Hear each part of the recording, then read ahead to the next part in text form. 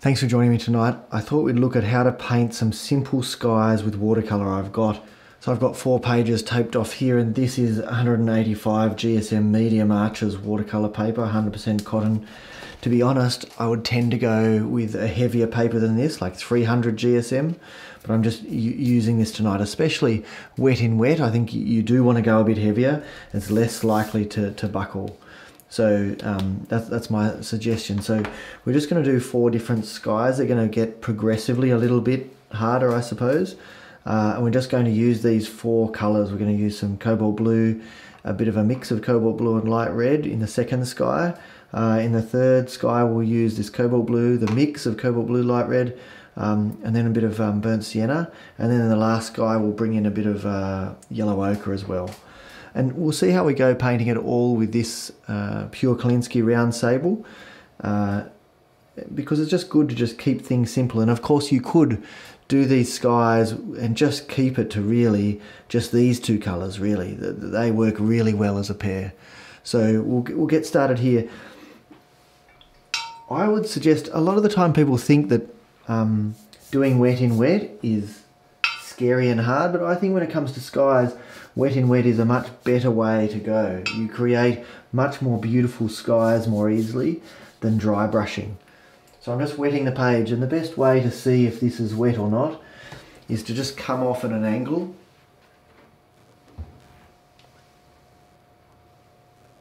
Whether it's wet everywhere or not, and I can see when I look it off at the angle there that it's not wet everywhere. So we'll just get some more water.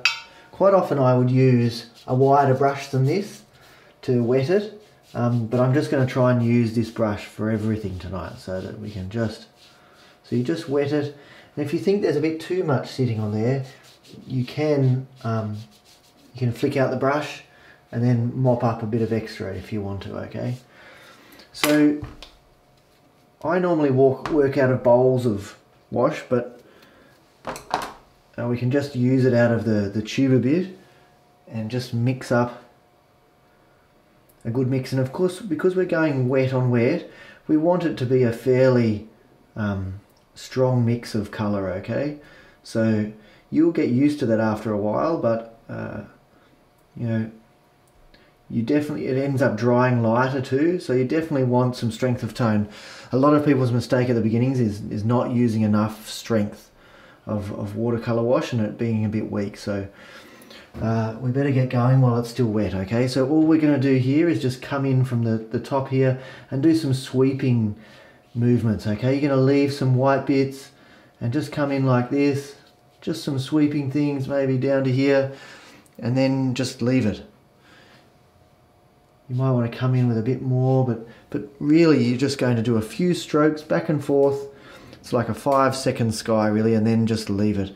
The thing is, wet in wet, when you're working like that, the worst thing you can do really is play with it too much. So that is a really nice way to start with a sky. And of course you could start to bring in some land masses and then, you know, some detailed dry brushing once you've dried it. But that is just a really nice start, okay? So that's our first one.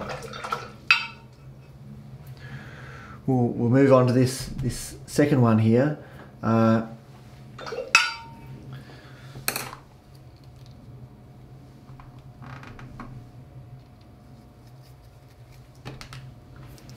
we're just going to add a little bit of light red. So light red is a much stronger colour than cobalt blue when it comes to mixing, and so you don't need nearly as much of that as you do the cobalt blue, okay?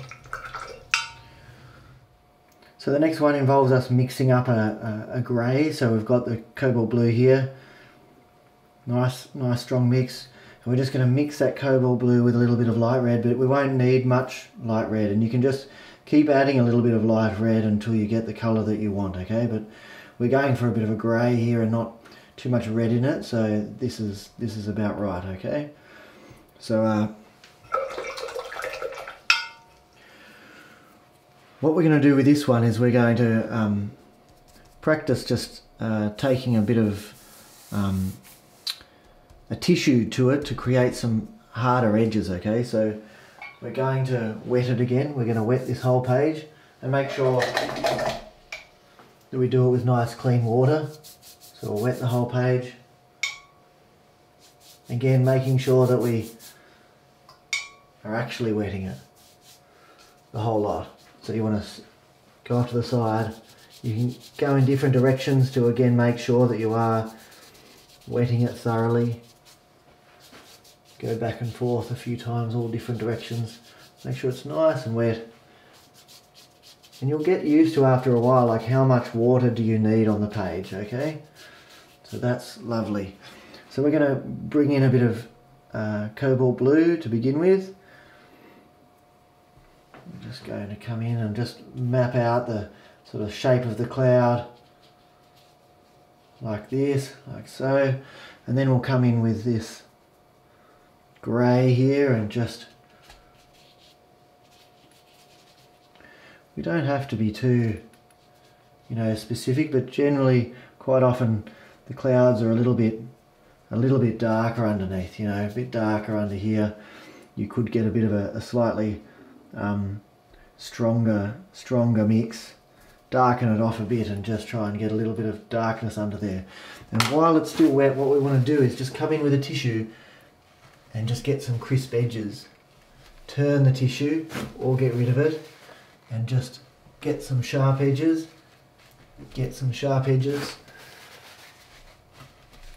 And you can really get some really nice crisp bits of cloud.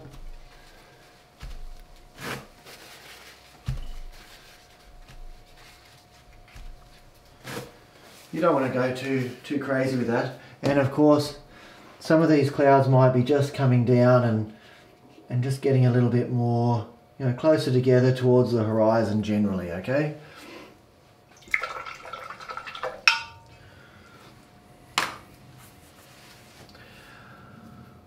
I think generally when you're painting in watercolours, the thing that you want to do initially is not try and emulate exactly all the time, but just go for that feeling and try and not overwork it and leave it alone. And I could have done this a bit darker here. I could have used a stronger mix, but that's all good. And you could really very easily, okay, come in with this when it's just a little bit drier with you know, a little bit more light red. You're still keeping the same sort of palette, you know, with it a little bit drier. In fact, I'll just quickly dry this. So that's dried enough. You could just come in really easily and just create, you know, some landscape there. Just charge it a little bit with that light red. I could even grab a little bit of cobalt blue and just put a, you know, where the dark clouds are, I could again get a little bit of dark and put that in and then done. It's just a really nice, easy way of just creating very simple landscapes. So we'll move on to this next one, okay? So we're keeping these skies nice and simple, okay? Because I think that's really the best way to start, not get too bogged down with colours and warms and cools and all of that sort of thing. So on that subject, what I'm going to do is just mix up 3 colours now. We'll have cobalt blue, we'll have the mix of cobalt blue and light red, and then we'll just have a little bit of burnt sienna here, okay? So we're only going to be using 3 colours and we'll play around with that, okay? But I'll just mix them up quickly. Because the thing about this one a bit is that the colours are a little bit weak there. And that's one thing I don't really love with watercolour, is it being too weak.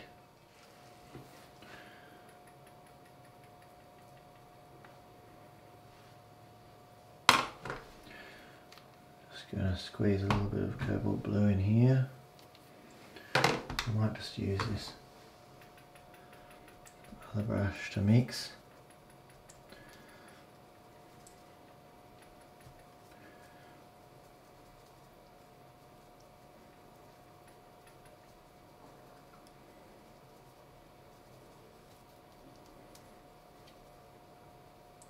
And the nice thing about doing it like this is that You can then grab a little bit more light red if you want, grab a little bit of cobalt blue. You can get on a spectrum there of somewhere in between, you know. So, and the last colour, that's not, we could really use two colours. I could, instead of using this burnt sienna, we could just use the light red on its own. So we don't have to use this. It's just quite a nice colour that goes with it nicely. Again, we're only doing a small painting, so I won't mix up a huge amount of that.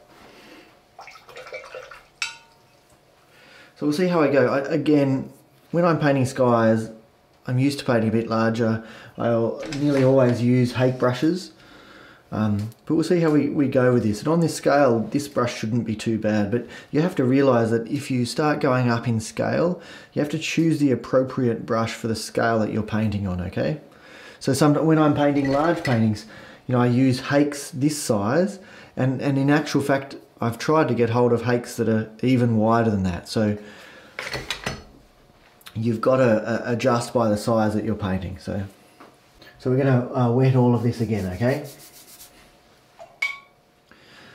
So most of these skies that I'm showing you guys, I've been shown before by Tony Smyth, but if you can get hold of any of his books, used to be able to get hold of DVDs, if you can get hold of any of his books, they're a fantastic resource in order to learn the medium of watercolour. So we're just going to come in here with some cobalt blue, and we're going to try and not be too exact. I'm just going to come in and give it a little bit of form, and then I'll rinse the brush out. I'll load up with this, and again I probably should have flicked my brush out a bit, because when I rinsed my brush out just then, it came along with a fair bit of water. So now, yeah, that's better.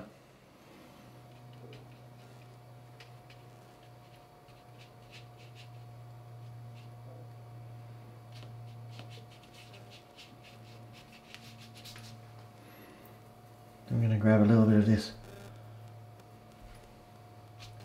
burnt sienna. Oh, get a little bit stronger.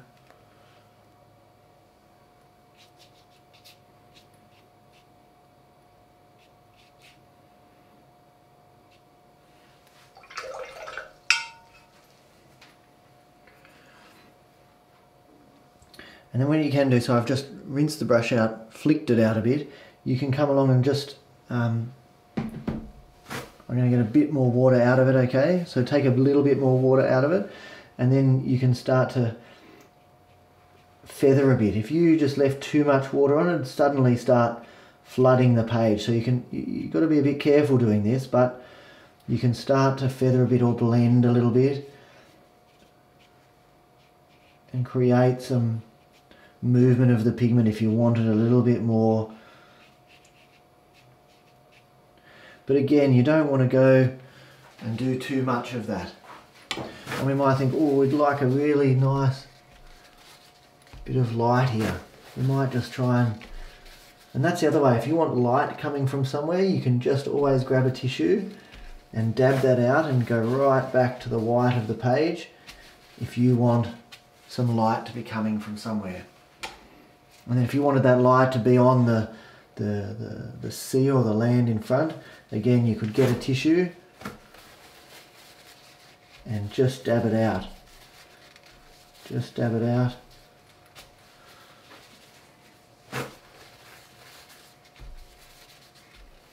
So I'll just dry this, okay?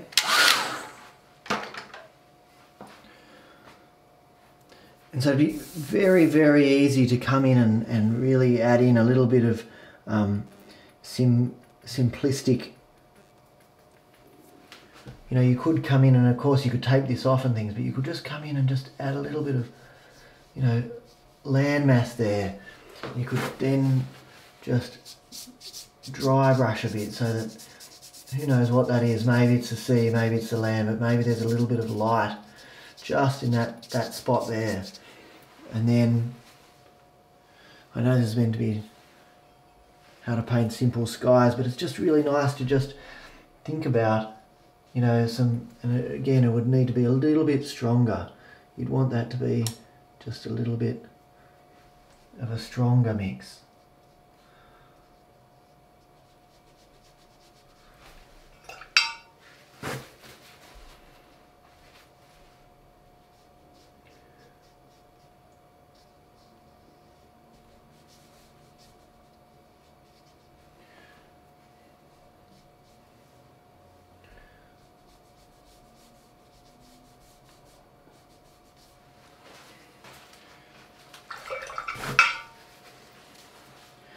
Anyway, so the last simple sky we're going to do is just going to have a little bit of yellow ochre in there. So I'll make it so that you guys can see that on the screen. Let's bring it up near here. There we go. You guys can see that, I'm sure. So we'll just add a little bit of yellow ochre in, and then we've got all those other colours as well. And all we're going to do here again is wet the whole page.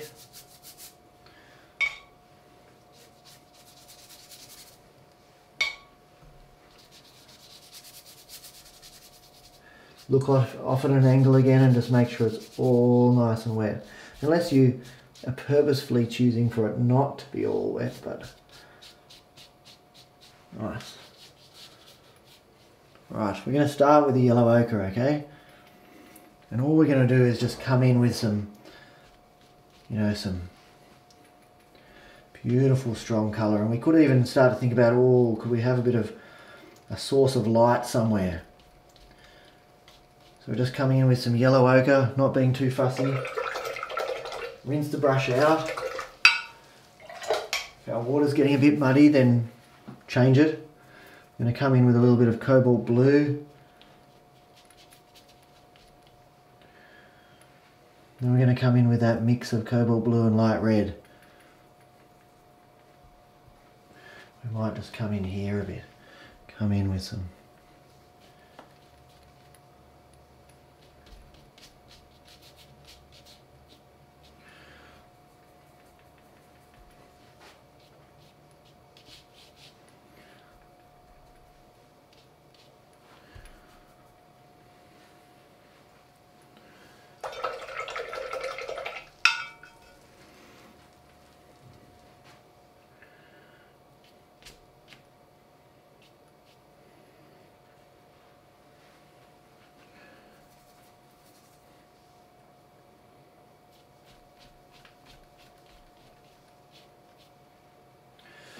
So again, we're keeping this pretty simple, really.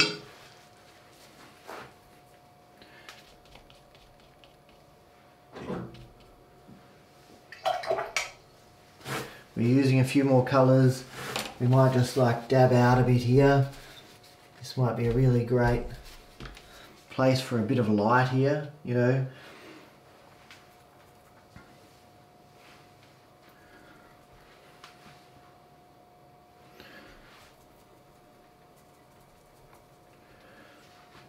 We might come in here with a bit more strength. A bit more strength of tone in here and in here. A bit more cobalt blue, light red. You know, we can do really a bit more strength here maybe. You can just be playing, I suppose, and just seeing if you can create a bit of a light source.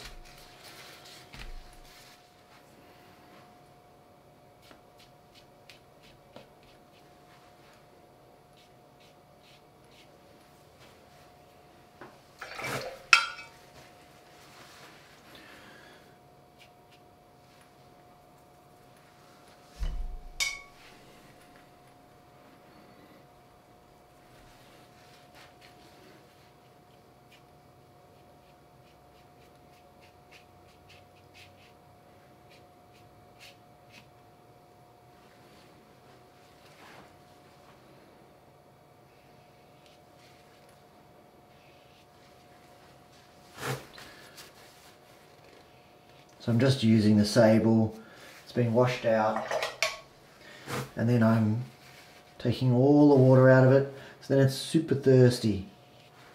and can just suck it up, and then I'm just getting rid of that pigment onto a tissue and then doing the same thing again. And you can, that's the great thing about a sable, is you can really start to lay pigment on and take it off. When you get to know the brush and how it responds and works, you can put pigment on and then take it out, put water on, take water off.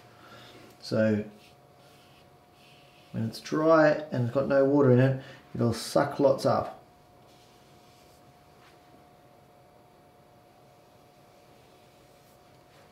Nice.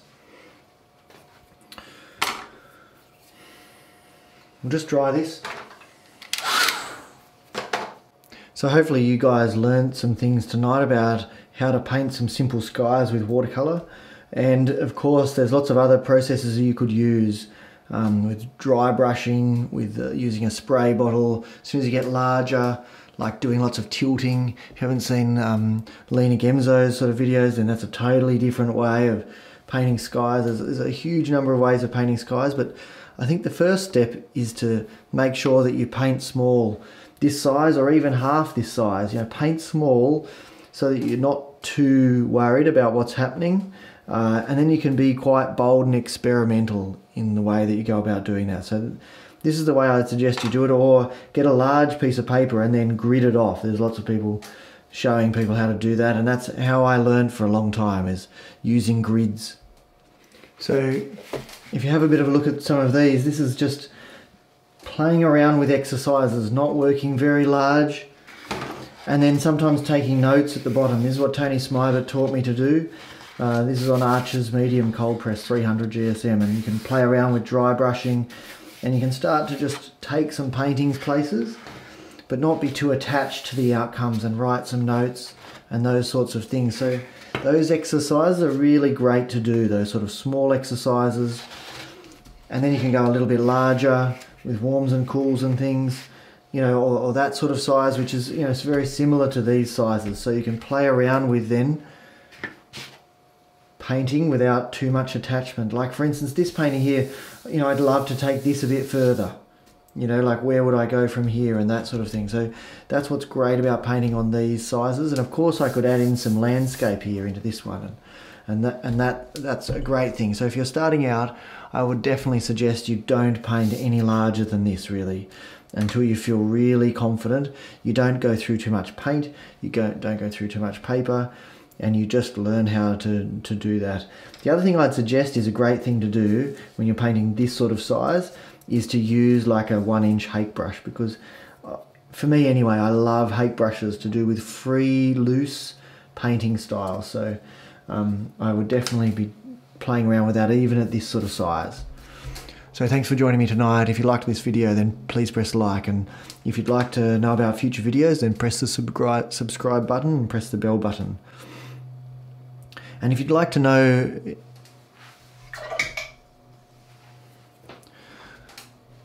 So thanks for joining me tonight. If you like this video, then it'd be great if you pressed like. And if you would like to know about future videos, then press the subscribe button and press the bell button, and then you'll get notified of future videos. And if you'd like more help and support with your watercolours, then come across and join me on Patreon. There's some really cool people there. And of course, if you have any questions, or you'd like for me to paint a particular type of landscape or cloud formation or anything like that, then, you know, tag me on Instagram or find me on Facebook and, you know, post some photos. So give me some material or information, or feel free to ask any questions in the comments below. I really appreciate all of your support and all of you guys following and subscribing. I've almost reached 6,000 subscribers, and I'm blown away by that. Pretty amazing. So thank you guys, and I'll see you next week. Good night.